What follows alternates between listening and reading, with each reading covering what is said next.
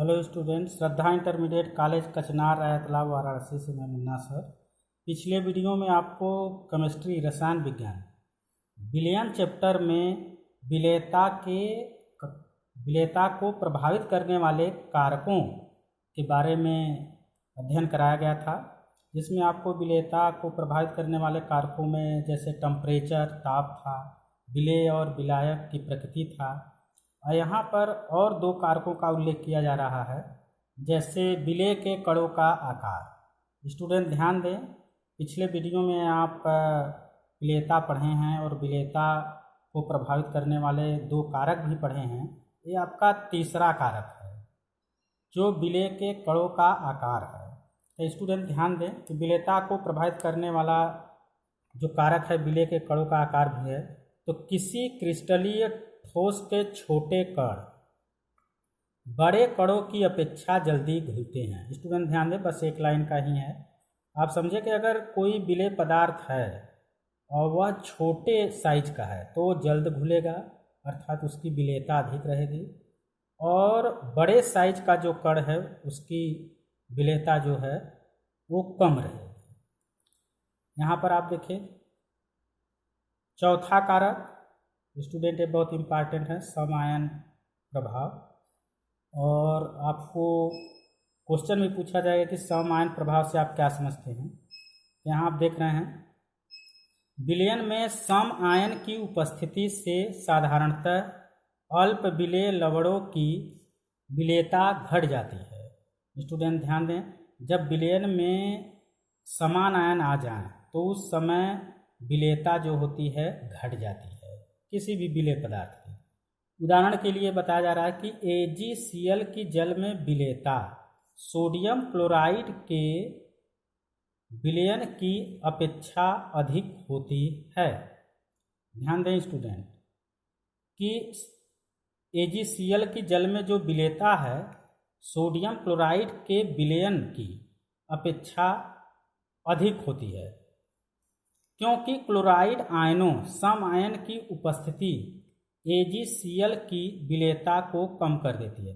Student ध्यान दें, एक सोडियम क्लोराइड का विलयन है NaCl, जिसमें क्लोरीन उपस्थित है, सोडियम क्लोराइड का विलयन है, और उसमें अगर आप AgCl सिल्वर क्लोराइड घोल रहे हैं तो सिल्वर क्लोराइड में भी क्लोरीन है और NaCl के विलयन में भी क्लोरीन है, तो वहाँ क्लोरीन दोनों समान आयन हो गए हैं। इस परिस्थिति में AgCl कम घुलेगा, अर्थात AgCl की विलेयता कम हो जाएगी। किंतु AgCl, यही AgCl जो है आपका सिल्वर क्लोराइड, इसे हम जल में घोलें तो जल में विलेयता अधिक होगी, क्योंकि जल में H और OH उपस्थित हैं और सिल्वर क्लोराइड में AgCl हैं, कोई भी समान आयन उपस्थित नहीं है। तो स्टूडेंट ध्यान दें, समान आयनों की उपस्थिति में जो विलेय पदार्थ है उसकी विलेयता क्या हो जाती है, घट जाती है। अगर समान आयन नहीं है तो आपका अधिक घुलेगा या विलेयता अधिक होगी। यहाँ देखिए AgCl है, जल में आप इसे घोलेंगे तो विलेय है, लेकिन AgCl यही है और इसे आप सोडियम क्लोराइड प्लस जल, अर्थात सोडियम क्लोराइड और जल विलयन है, इसमें अगर आप घोलेंगे तो यहाँ लिखा गया है कि अल्प विलेय है, अर्थात विलेयता क्या है, कम। तो ये आपका स्टूडेंट था विलेयता और विलेयता को प्रभावित करने वाले कारक। आगे आप देखिए स्टूडेंट,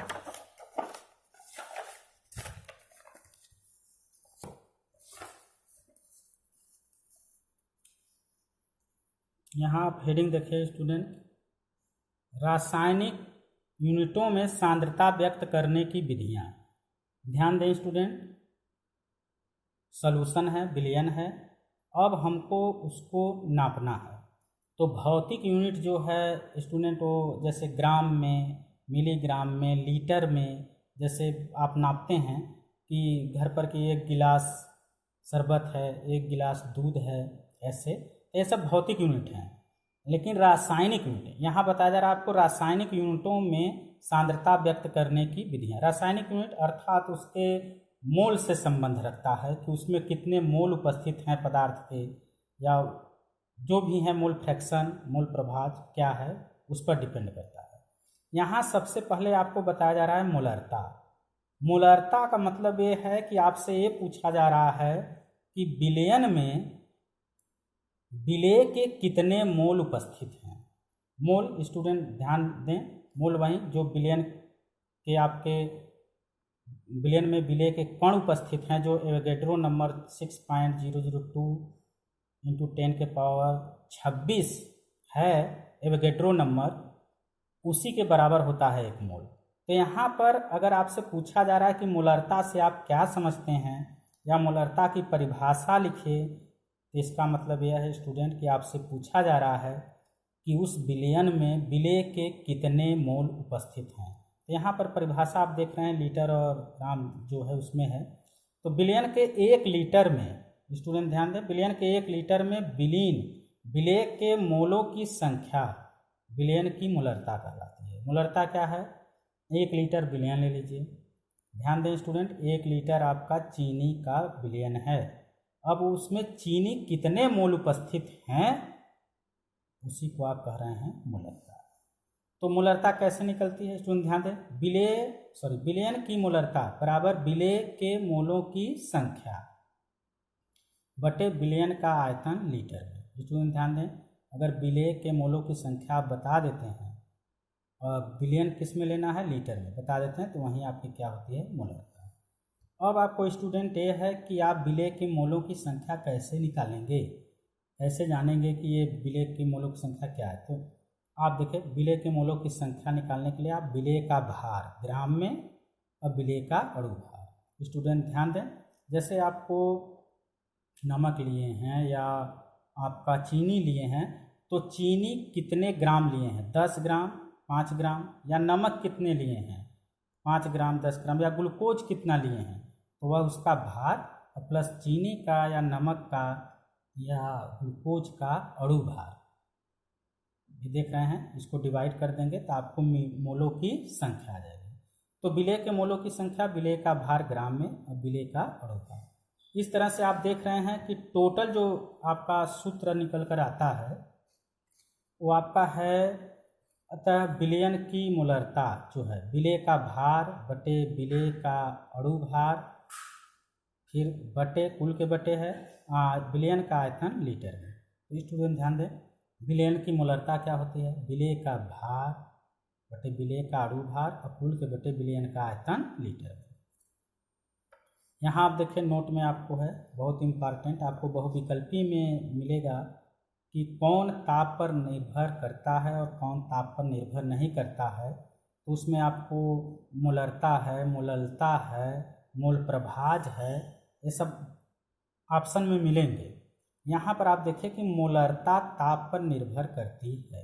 यहाँ आप देख रहे हैं जो मोलरता भी आपको बताया गया वो ताप पर निर्भर करेगी। अर्थात आप टेम्परेचर बढ़ाएंगे घटाएंगे तो घुलने की दर भी आपका या मोलों की संख्या जो है मोलरता वो चेंज होगी। क्यों? क्योंकि विलयन का आयतन ताप पर निर्भर करता है। तो आयतन जो है वो डिपेंड करता है ताप पर, इसलिए मोलरता ताप पर निर्भर करती है। ये आपके लिए एक क्वेश्चन है बहुत इम्पॉर्टेंट, बहुविकल्पी के लिए आपको मिलेगा, आप किताब उठाएंगे तो उसमें है, आपको मिलेगा। तो मोलरता किस पर निर्भर करता है, तो स्टूडेंट आप देंगे आंसर ताप पर। अगला आपको इम्पॉर्टेंट है, स्टार देकर बताया जा रहा है यहाँ, जिस विलयन के 1 लीटर में विलेय का 1 मोल उपस्थित होता है। ध्यान दें, 1 लीटर विलयन है और उसमें विलेय जो पदार्थ है घोले हैं चीनी या नमक, वो सिर्फ है 1 मोल ही उपस्थित हो तो उसे मोलर विलयन कहते हैं। मोलर विलयन को संक्षेप में 1m, ये देख रहे हैं आपका संकेत है, विलयन कहते हैं। तो स्टूडेंट ध्यान दें, 1 लीटर विलयन में जब विलेय का 1 ही मोल उपस्थित होता है तो उसे मोलर विलयन कहते हैं। और उसे आप देख रहे हैं चित्र में, इस चित्र द्वारा क्या किया जा रहा है, प्रदर्शित किया जा रहा है। इसी प्रकार डेसीमोलर, सेंटीमोलर और मिलीमोलर विलयन को संक्षेप में क्रमशः आप देख रहे हैं m/10, m/100 और m/1000 विलयन कहते हैं या इस तरह से प्रदर्शित करते हैं। तो अगर आपका डेसीमोलर है तो m/10, सेंटीमोलर है m/100 और आपका मिली मोलर है तो m/1000। इस तरह से आप प्रदर्शित करते हैं। तो ये आपका मोलर विलयन था। मोलरता ताप पर निर्भर करती है, अभी ऊपर आपको बताया गया। अगला आप देखें, अगर मोलरता आपको निकालना है कि कितनी सांद्रता है विलयन की, तो उसके लिए एक इम्पॉर्टेंट सूत्र आपको यहाँ दिया जा रहा है। विलयन की ग्राम प्रति लीटर में सांद्रता जो है, ये आप देख रहे हैं विलयन की मोलरता इंटू विलेय का अणु भार। यहाँ स्टूडेंट नीचे लिखा गया है। यहाँ देखिए, अगर कोई विलयन है उसकी सांद्रता आपको निकालनी है ग्राम प्रति लीटर में, तो आप कैसे निकालेंगे? तो यहाँ पर बोला जा रहा है कि विलयन की मोलरता इंटू विलेय का अणु भार। अगला आप देख रहे हैं, बहुत इंपॉर्टेंट सूत्र है, नॉर्मलता और मोलरता में संबंध। ये आपसे लिखने के लिए आएगा। ये बहुत ही इंपॉर्टेंट सूत्र है। इससे संबंधित सूत्र इसी साल यूपी बोर्ड के जो आपका वार्षिक परीक्षा है यूपी बोर्ड का, उसमें पूछा गया था, तो ये भी आने के चांस हैं। तो विलयन की नॉर्मलता और मोलरता में क्या संबंध है? तो आप देख रहे हैं, विलयन की नॉर्मलता बटे विलयन की मोलरता बराबर विलेय का अणु भार बटे विलेय का तुल्यांकी भार बराबर n। या स्टूडेंट आप इतना हटाकर ये भी कर सकते हैं कि विलयन की नॉर्मलता बटे विलयन की मोलरता बराबर n। आप इतने को हटा सकते हैं। नॉर्मलता और मोलरता में क्या संबंध है? विलयन की नॉर्मलता बटे विलयन की मोलरता बराबर n। क्या है स्टूडेंट? आप देख रहे हैं, जहाँ पर n आप देख रहे हैं अम्ल की क्षारकता या क्षारक की अम्लता है। अर्थात कोई अम्ल है तो उसका पावर क्षारकता से नापा जाता है, तो कितने ml क्षार को उदासीन कर सकता है। ठीक इसी तरह अगर कोई क्षार है तो उसका पावर इस संदर्भ में नापा जाता है कि वो कितने ml अम्ल को उदासीन कर सकता है। इसलिए अम्ल की क्षारकता, ऐसा नहीं होता स्टूडेंट कि अम्ल की अम्लता, अम्ल की क्षारकता और या क्षारक की अम्लता। तो यहाँ देखिए स्टूडेंट, जैसे HCl आपको हो तो उसकी क्षारकता कितनी है? HCl अम्ल है तो HCl की क्षारकता कितनी है? तो आप आंसर देंगे 1। क्यों देंगे? क्योंकि ये HCl केवल एक ही H+ आपका निकालता है। ये देखिए HCl, इसमें केवल एक ही H है। ये जब अलग होगा ना तो केवल एक ही H+ निकालेगा और Cl-।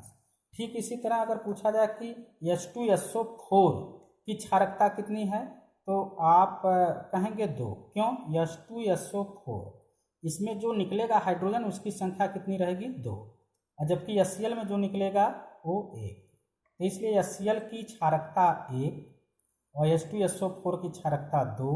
इसी तरह H3PO4 की स्टूडेंट आप देखेंगे, H3PO4 तो उसकी आपकी क्षारकता हो जाएगी 3, क्योंकि वो 3 निकाल रहा है।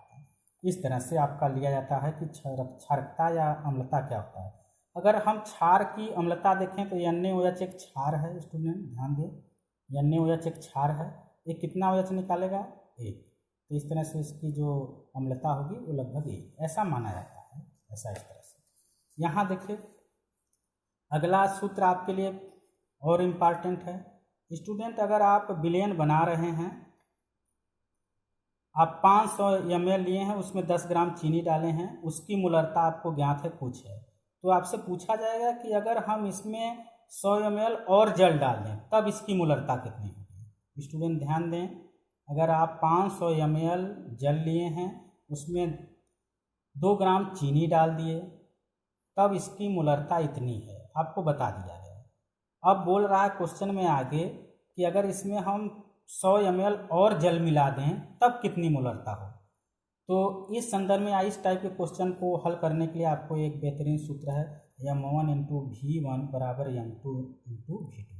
ये m1 और V1 ये प्राथमिक मोलरता है और प्राथमिक आयतन है, और जबकि ये m2 और V2 जो हैं वो आपके द्वितीयक जो आएंगे वह मोलरता है, और जितना आप मिला रहे हैं V2, जैसे 100 ml मिला रहे हैं तो V2 है। तो ये स्टूडेंट अगले वीडियो में आपको हम क्वेश्चन कराएंगे और क्वेश्चन के बारे में बताएंगे। इस वीडियो में आपको